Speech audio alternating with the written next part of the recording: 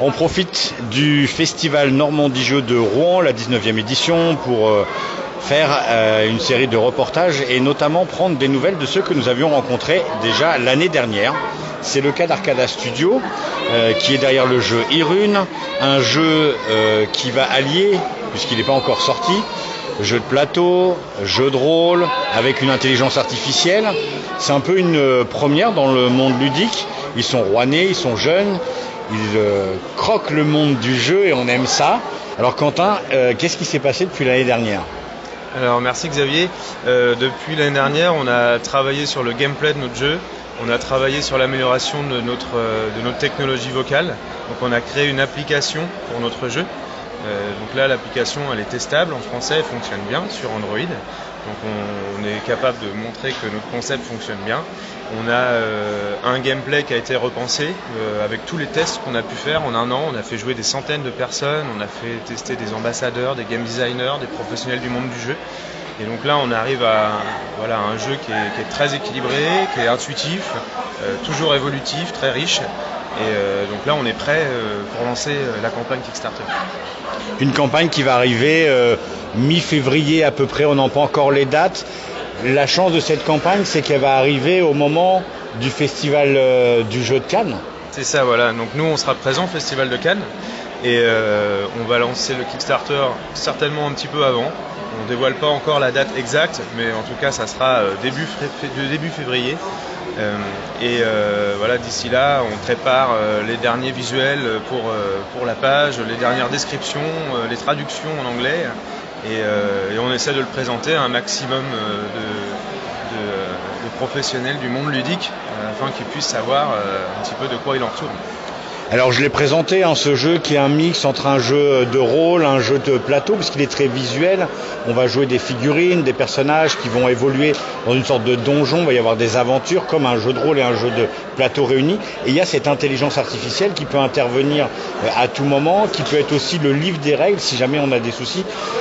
Ça a été facile à gérer tout ça, parce qu'on pourrait faire un jeu de rôle ou un jeu de plateau ou un jeu avec une application mobile, mais vous avez décidé de faire un condensé de tout ça. Ouais, là tu mets le doigt sur la plus grosse difficulté qu'on a eue, c'est vraiment de trouver la place de ce personnage en fait, parce que c'est une entité dans le jeu. Elle a même un nom. Voilà, donc c'est l'esprit des runes, c'est l'esprit de l'univers des runes. Donc l'esprit des runes, du coup, il est ni gentil ni méchant, ni bon ni mauvais, c'est un peu la force en fait. Et donc le maître du donjon et les héros peuvent s'adresser à elle à tout moment pour lui poser des questions sur les règles du jeu. Ce qu'elle va faire en fait, c'est qu'elle va aider à rendre le rôle du maître du donjon intéressant. Elle va le dédouaner de devoir connaître tous les événements d'une quête. Ce qui va faire que le maître du jeu va pouvoir commencer une partie sans avoir à potasser pendant des heures sa quête. Il va pouvoir commencer rapidement et surtout, la majorité de l'histoire, il va la découvrir en même temps que les héros. Donc là, ça le place lui en tant que joueur, et son rôle à lui, son rôle à lui, il est clair en fait, c'est de faire perdre les héros, c'est de les empêcher de réussir leur objectif. Donc leur objectif, ça peut être de récupérer un trésor dans son donjon, ça peut être de libérer un prisonnier, ça peut être de s'échapper vivant d'un donjon. Et s'il réussit, on fait quand même la quête suivante, les héros sont réanimés dans un temple, et la quête suivante, le maître du jeu est renforcé. Donc il sera encore plus difficile de le battre. Et donc on a vraiment une opposition entre le bien et le mal, le maître du jeu et les héros. Et cet esprit des runes, elle vient gérer en fait tout l'aléatoire du jeu. Elle va remplacer les cartes trésors. Donc au lieu d'avoir une centaine de cartes, là à chaque fois c'est aléatoire. Et comme dans un MMORPG, on peut trouver des armes légendaires dès la première partie. Et donc avoir des centaines et des centaines d'objets différents. Et donc les événements, c'est pareil, les joueurs n'auront jamais tous les événements connus, ils n'auront jamais tout vu.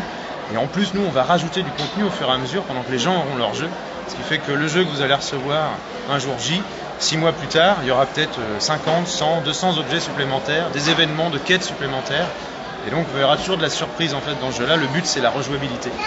En un an, quand on vous suit à travers votre page Facebook, tous les événements, on s'aperçoit que ça a été un peu une année folle. Il a fallu faire découvrir le jeu à un maximum de gens.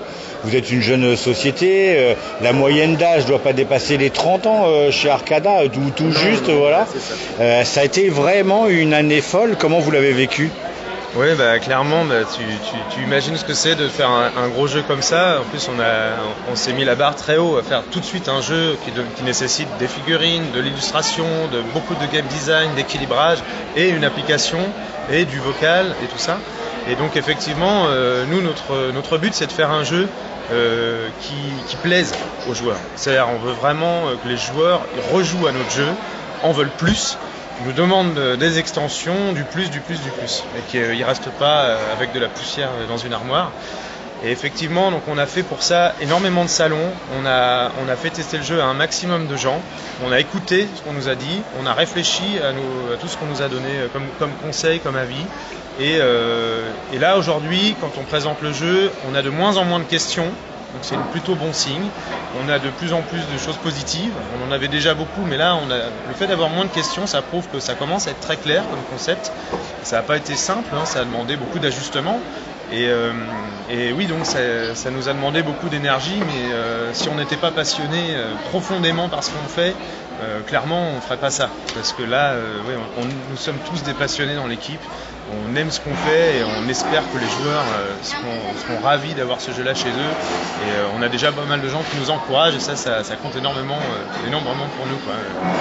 C'est très chouette, quoi. Irune chez Arcada Studio, vous allez vite en entendre parler, ça arrive mi-février. C'est la prochaine étape avec le festival de Cannes qui va sûrement faire que Arcada Studio va savoir ce que va être l'année, puisque un Kickstarter, ça veut dire encore une année de travail pour remplir le cahier des charges de la campagne. Et puis on peut souligner que même dans le choix du financement, vous auriez pu prendre un financement Ulule qui s'adresse à la communauté française. Non, vous montez aussi le level, comme on pourrait dire, en choisissant Kickstarter qui permet de proposer en fait un jeu à la communauté mondiale. Oui, complètement. En fait, notre technologie, quand on est développeur, on utilise des outils qui sont en anglais. Donc on code en anglais. Donc tout ce qu'on fait en fait est fait en anglais. Donc après on traduit en français. Donc on s'est dit mais pourquoi ne pas faire une version tout de suite, une version anglaise, ça aurait été débile de ne pas le faire. Et c'est un jeu que les Américains est susceptible d'apprécier. C'est un jeu qui est vraiment inspiré d'HeroQuest, qui a vraiment bercé notre jeunesse. Il a beaucoup plu à travers tous les continents. HeroQuest, tout le monde connaît. Là c'est vraiment le HeroQuest 2.0. C'est vraiment Irune, c'est le fils d'HeroQuest, quoi, on va dire. Et donc on espère que le marché américain sera présent. Nous on n'est pas du tout connus là-bas encore, donc on espère que la qualité de nos visuels sur Kickstarter permettront de faire qu'on ait confiance en nous et que les gens se disent oui, ils sont capables de faire ce projet-là. Nous on est une grosse équipe maintenant, on devient vraiment professionnel maintenant, parce que l'année dernière on commençait simplement à se rendre compte de tout ce qu'on allait devoir faire. Là aujourd'hui on a déjà accompli beaucoup, on s'est soudés, l'équipe est plus motivée que jamais. Et on est vraiment capable de le faire et on crève d'envie de le faire en fait. Voilà. Vous l'avez entendu, il y a de la passion. C'est Arcada Studio, c'est Quentin et le jeu s'appelle Irune. Surveillez la page Kickstarter, ça arrive mi-février. Merci Quentin. Merci Xavier, merci à toi.